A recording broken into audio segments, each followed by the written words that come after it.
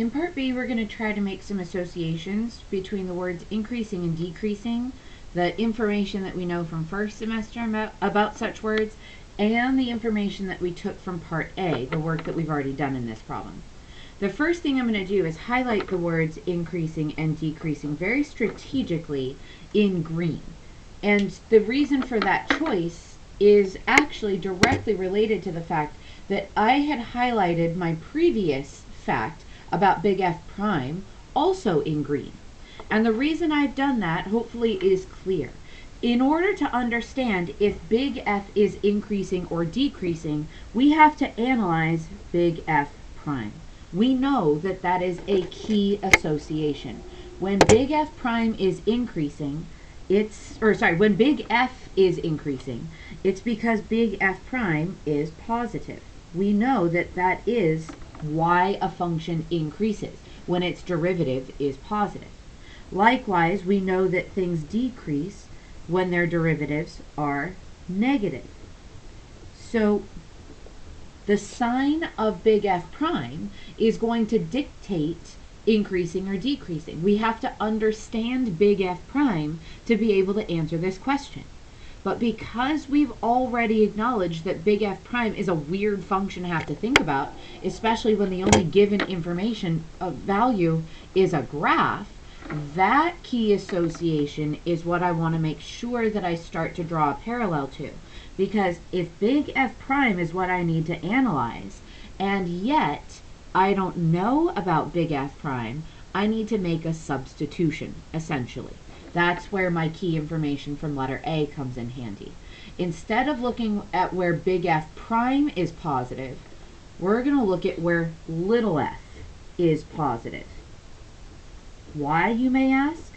Because little f is a graph. Little f is easy to understand. I can tell where little f is positive. Those are just going to be all the places where the graph is above the x-axis. Likewise, if I want to analyze big F prime for its negative values, but I don't know anything about big F prime, then I'm not going to worry about it. I'm just going to look at where little f is negative instead. Because that key association, that key fact that I did in the previous question, part A, is what allows me to make essentially this substitution. Anywhere they want me to talk about big F prime, I'll just substitute a little f instead. Because I can do that. I can do that algebraically. Substitution is totally fine because we know those two things are equal. But most importantly, I know I should do that because I can understand little f. I can understand graphs way better than I can understand integrals. So let's take advantage of this understanding and let's analyze little f for what we need. Now, the positive and negative thing always comes back to a line chart. We've done so many of these questions with function analysis that we know increasing, decreasing, positive, negative, all of those words are associated with line chart words. We even took some time in a previous video on a previous playlist to remind ourselves of that very fact. And I'm trying to find it. Of course, this is the time where I can't. It was in another packet. In any case, we took the time to make a little list of all of the trigger words that remind us of line charts, and increasing, decreasing, positive, negative, those were all trigger words for us. We know that those are words that mean line chart. So let's make a line chart. Now, on our line chart, I'm still going to label it big F prime, but I'm also going to label it little f. In fact, I usually label it with both, but I circle what I'm really looking at because I'm really going to look at little f here, and I'm going to circle that to show that's where all this info is coming from. Now, this line chart does require us to go from -4 to 6, so before I even start the line chart, I'll give myself those boundaries there from -4 to 6. But now I'll think about what I'm looking for. Always for a line chart, I'm looking for three things. I'm looking for zeros, pluses, and minuses. So I'll start with the zeros, and I'll remind myself I am looking at a graph of f. The only information that I need for this question is from the graph of f. So I am essentially looking at y values, y coordinates, function values. However you want to think of that is fine, but you're looking for y values. You're interpreting the graph for y values. So if I'm looking for zeros to start my line chart, I'm looking for where the graph has y values of 0. So I'm looking at this graph and I'm seeing a few. -4 for sure has a 0. So I'll put that on my line chart. Looks like I have another one about halfway between -2 and -3. So I'll call that -2.5. I have a 0 there. I have another 0 at 0. I have another 0 at 4. And it looks like that's it. So going back and checking, I have 1, 2, 3, 4 zeros on the graph. So those are the zeros on my line chart. Remember, I took the graph very literally, and I just looked for where the value of the graph, the value of the y-coordinates, were 0. Now I need to fill in on my line chart my pluses and minuses. So let's look at each little subinterval. Between -4 and -2.5, I'm looking at the graph, and I see that the whole graph in that section is below the x-axis. Those are minus signs on a line chart, so negative function values there. Between -2.5 and 0, all those function values are positive because it's above the x-axis. All the y-coordinates would be positive, so I'll put a plus sign there. Between 0 and 4, the y-coordinates remain positive because they're all above the x-axis, so I'll do some pluses there.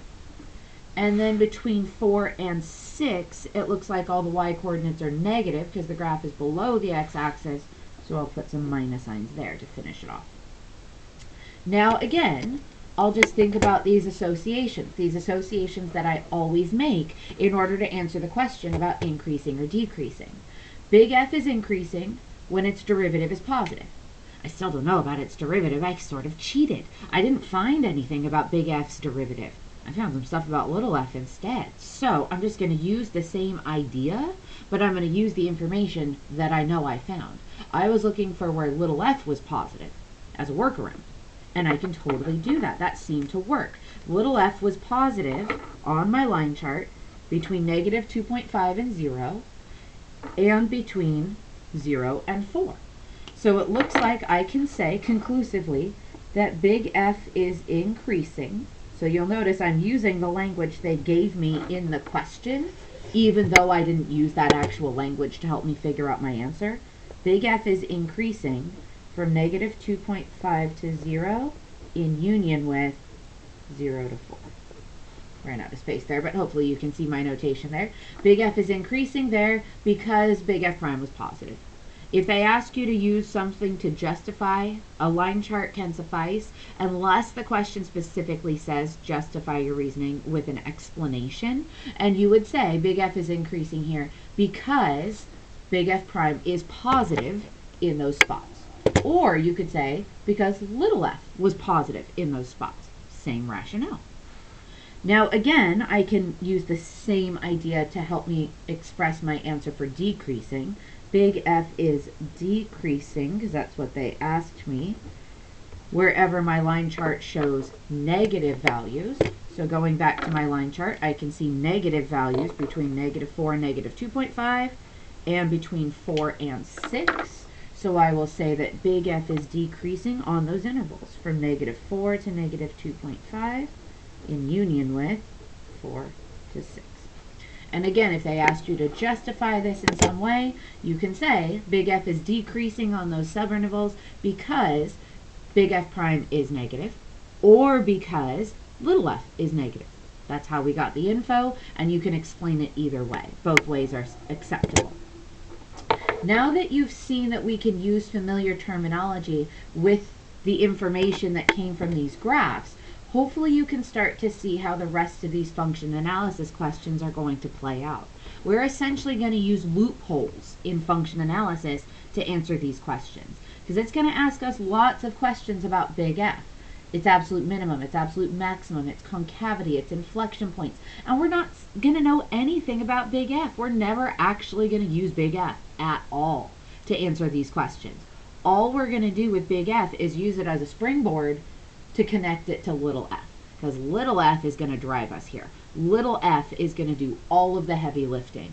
Little f is going to give us the function values we need. Little f is going to give us the zeros, the pluses, and the minuses that we need for our line charts, and we're going to rely on little f to do the lion's share of the work. Knowing that, see if you can get a head start on letter C. In the next video, I'll walk through letter C, but if you think you can start to develop this connection, and if you think you can start to see the overlay between the first semester words and this new idea of using little f to help us get the values, I think you'll find that many of this covers familiar territory. In any case, try letter C, and if you feel like you can't quite get it, or if you feel like you would just feel more confident with the video to walk you through, I'll walk you through it in the next one.